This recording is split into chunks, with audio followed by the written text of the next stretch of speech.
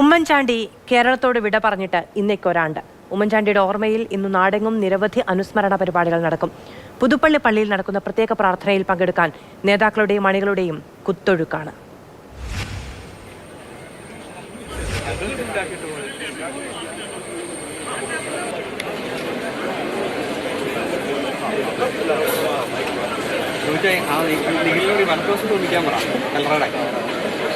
മകൻ ചാണ്ടിയുണ്ട്.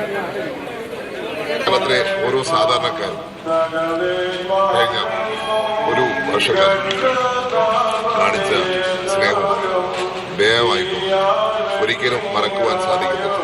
ഇവിടെ ഞങ്ങൾ നിൽക്കുവാനുള്ള കാരണം നിങ്ങൾ ഓരോരുത്തരുമാണ് എന്നീ അവസരത്തിൽ ഞാൻ പറയുന്നു.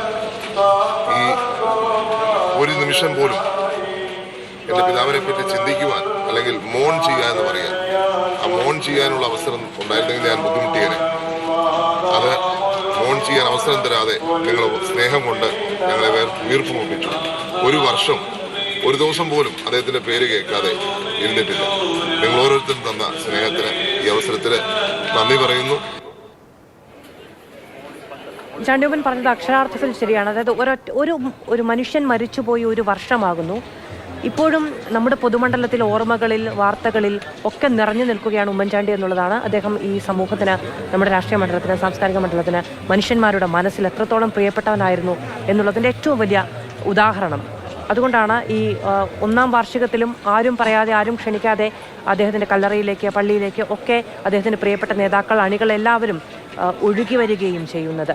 ബിനീഷ് കോടിയേരി ഉമ്മൻചാണ്ടിയുടെ കല്ലറയിലെത്തി ആദരാഞ്ജലികൾ അർപ്പിച്ചു. ഉമ്മൻചാണ്ടിയെ വിസ്മൃതിയിലേക്ക് തള്ളിവിടാൻ ജനം സമ്മതിക്കില്ല എന്ന് ബിനീഷ് കോടിയേരി. വിഴിഞ്ഞത്ത് ഉമ്മൻചാണ്ടിയെ മറന്നതിനെക്കുറിച്ചുള്ള ചോദ്യത്തിനാണ് ബിനീഷ് കോടിയേരിയുടെ പ്രതികരണം. ഉമ്മൻചാണ്ടിയും കോടിയേരിയും വ്യക്തിപരമായി വേട്ടയാടപ്പെട്ടവരെന്നും ബിനീഷ് കോടിയേരി പറഞ്ഞു. ഇല്ല, ഉമ്മൻചാണ്ടി അങ്കിളുടെ കുടുംബം എന്ന് പറയുന്നത് അത്രയേറെ ഞങ്ങളുടെ കുടുംബവുമായി ബന്ധപ്പെട്ട് നിൽക്കുകയാണ്. ആ ബന്ധപ്പെടൽ എന്ന് പറയുന്നത് അച്ഛനും ഉമ്മൻചാണ്ടി അങ്കിളും തമ്മിലുള്ള ഒരു വ്യക്തിപരമായ വലിയൊരു അടുപ്പത്തിൻ്റെ കൂടി ബന്ധമാണ്. ജനമനസ്സുകളിൽ അടയാളപ്പെടുത്തിയ നേതാക്കളെ ഒരു വിസ്മൃതിയിലേക്ക് പോകാൻ വേണ്ടി ജനങ്ങൾ സമ്മതിക്കില്ല എന്നുള്ളതിൻ്റെ ഏറ്റവും വലിയ ഉദാഹരണം കൂടിയാണ് ഇപ്പോൾ നമ്മളിവിടെ എപ്പോഴും കൊണ്ടിരിക്കുന്ന ഈ ഒരു ജനം, ആ സ്നേഹം ഒക്കെ ഉള്ളത്. വ്യക്തിപരമായിട്ട് രണ്ടുപേരുടെയും ഒരു ജീവിതം തട്ടിച്ചു നോക്കുമ്പോൾ ഇത്രയേറെ വ്യക്തിപരമായി ആക്രമിക്കപ്പെട്ട രണ്ട് നേതാക്കളാണ്.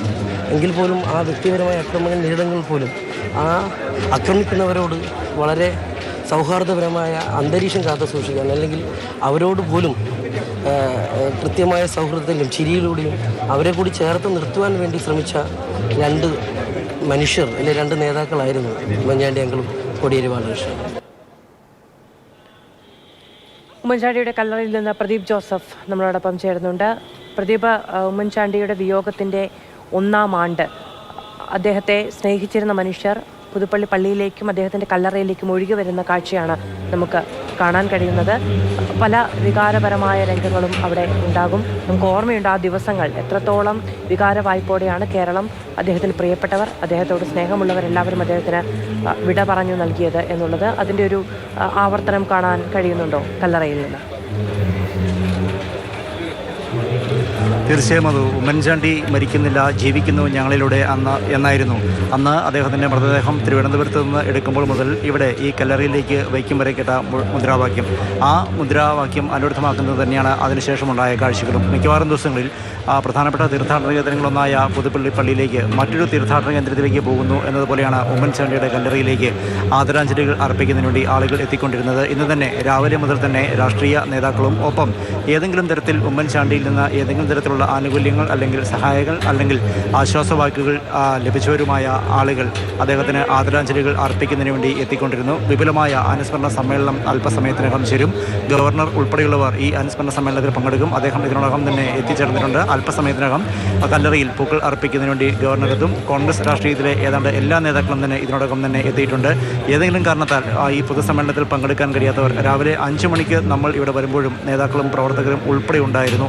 ഈ ഒരു ചുറ്റുവട്ടത്തു നിന്ന് മാത്രമല്ല മലപ്പുറത്തു നിന്ന്, കോഴിക്കോട് നിന്ന്, പാലക്കാട് നിന്ന്, അങ്ങനെ വിവിധ ദേശങ്ങളിൽ നിന്ന് മുൻപ് പറഞ്ഞതുപോലെ ആരും ക്ഷണിക്കാതെ പരസ്പരം പറഞ്ഞ് ഒത്തുചേർന്ന് വന്നവർ അല്ലെങ്കിൽ ഒറ്റയ്ക്ക് വന്നവർ, അവർക്കൊക്കെ പറയാനുള്ളത് ഉമ്മൻചാണ്ടിയുടെ കരുതലിൻ്റെയും വാത്സല്യത്തിൻ്റെയും ഒക്കെ കഥകളാണ്. അതുകൊണ്ട് തന്നെ അദ്ദേഹത്തിന് ഒരിക്കൽ കൂടി ആദരാഞ്ജലികൾ അർപ്പിക്കുന്നതിന് വേണ്ടി, ഓർമ്മിക്കുന്നതിന് വേണ്ടിയാണ് എല്ലാ ആളുകളും എത്തിയിരുന്നത്. അദ്ദേഹത്തിൻ്റെ 1ാം ചരമവാർഷിക ദിനത്തിൽ പുതുപ്പള്ളി മണ്ഡലത്തിൽ വിവിധ പരിപാടികൾക്കും ഇന്ന് തുടക്കമാകും. ഏറ്റവും പ്രധാനപ്പെട്ട ഒന്ന് ഉമ്മൻചാണ്ടി ഫൗണ്ടേഷന്റെ രൂപീകരണമാണ്. എത്തുന്നത് ഉമ്മൻചാണ്ടി ഓർമ്മയായതിൻ്റെ 1ാം ആണ്ട് പ്രാർത്ഥനാ നിർഭരമായ മനസ്സോടെ അദ്ദേഹത്തിന് പ്രിയപ്പെട്ടവർ അനുസ്മരിക്കുന്നു.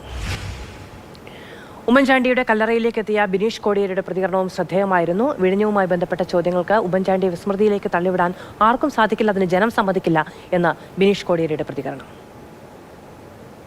ഓർക്കുക എന്ന് പറയുമ്പോൾ തന്നെ അതൊരു വൈകാരികമാണ്. ഇപ്പം എന്നെ പോലെ തന്നെ ഇവിടെ നിൽക്കുന്ന എല്ലാവർക്കും ഉമ്മൻചാണ്ടി അങ്കിളിനെ കുറിച്ച് ഓർക്കുമ്പോൾ എത്രത്തോളം അടുത്തിടപെട്ട ആളുകൾക്ക് എത്രത്തോളം നല്ല രീതിയിലുള്ള അനുഭവങ്ങളാണ് മനസ്സിലേക്ക് ഓടി വരിക എന്നുള്ള ഒരു അന്തരീക്ഷത്തിൽ നിന്നുകൊണ്ടാണ് നമ്മൾ സംസ്കരിക്കുന്നത്. സ്വാഭാവികമായിട്ടും ഉമ്മൻചാണ്ടി അങ്കിളിനെ ഒരിക്കലും ഒരു വിസ്മൃതിയിലേക്ക് കൊണ്ടുപോകാൻ വേണ്ടി ജനസമൂഹം, കേരള ജനത അനുവദിക്കുകയില്ല എന്നുള്ളത് തന്നെയാണ് എനിക്ക് തോന്നുന്നത്.